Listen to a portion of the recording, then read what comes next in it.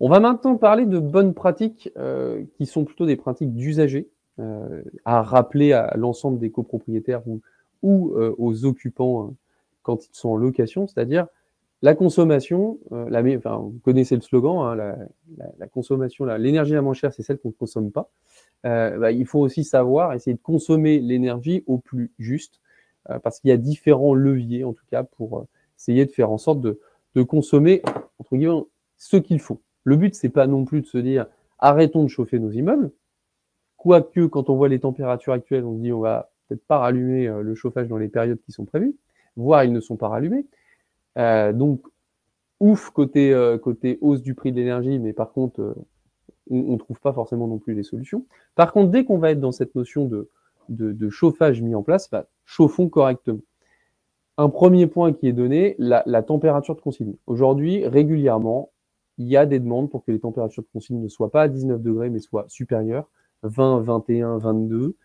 Pourquoi? En général, parce que justement, on n'a pas travaillé notre isolation de bâtiment, on ne travaille pas forcément notre équilibrage sur l'installation, on ne travaille pas la conduite et l'optimisation de l'installation, on n'a pas remplacé les ouvrants, donc on a une vraie sensation de froid dans un logement.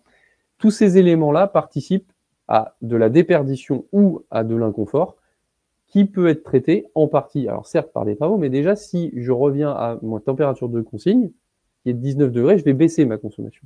Donc il y a forcément ce ratio à trouver entre je vais vers une température de consigne qui est correcte et j'ai mon confort de vie, mais malgré tout, à ce niveau-là, on devra se poser la question de l'investissement.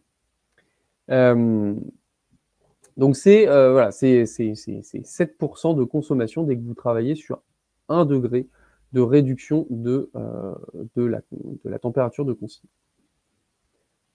Et évidemment, il faut pouvoir permettre après aux copropriétaires de réguler la température, c'est-à-dire que dans certains logements, parce que vous avez déjà eu des travaux en intérieur, hein, donc directement au logement, vous aurez une sensation de confort plus forte et vous pouvez peut-être même réduire la consommation.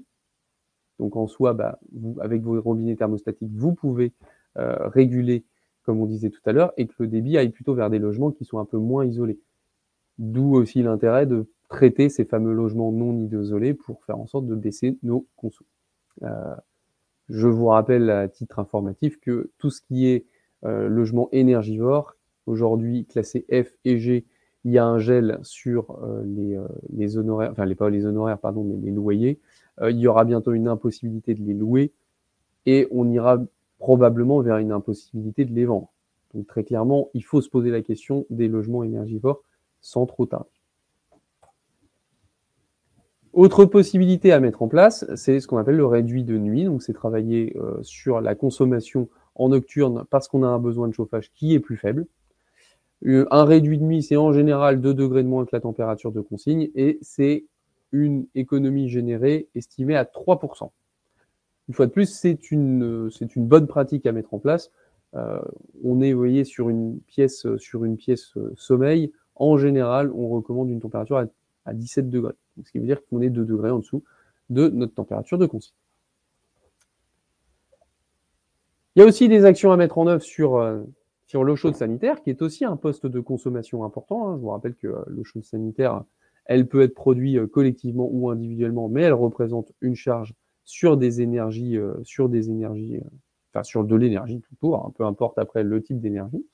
Et les bonnes pratiques, c'est évidemment des choses toutes bêtes et basiques, mais de ne pas rester 3 heures sous une douche brûlante.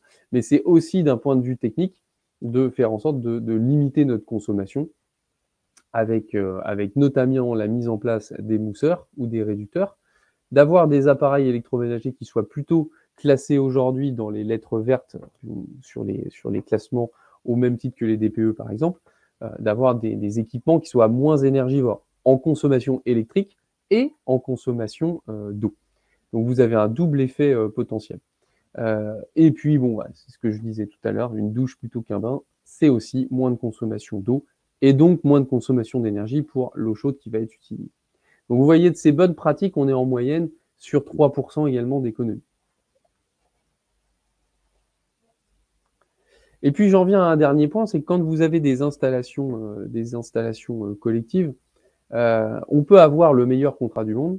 s'il n'est pas respecté, alors si on n'a pas un bon contrat, on est dans une vraie problématique d'avoir les outils contractuels pour forcer, entre guillemets, les prestataires à nous suivre sur la façon dont on veut conduire l'installation. Mais un deuxième point, c'est que peu importe le type de clause, si elles ne sont pas vérifiées sur le terrain, bah, évidemment, vous avez une problématique, c'est que je peux avoir les meilleures clauses du contrat, mais si personne ne les applique et que personne ne va vérifier qu'elles sont appliquées, j'ai une vraie problématique. D'où l'intérêt d'envisager la mise en place d'un suivi d'exploitation sur des systèmes collectifs et des systèmes collectifs assez importants, qui peuvent évidemment générer de l'économie ou en tout cas de la maîtrise sur la prestation de notre exploitant. Vous voyez que, par exemple, des installations mal conduites aujourd'hui, une maintenance qui ne serait pas effectuée correctement, bah, ça veut dire plus 2% si on ne ramène pas correctement nos conduits.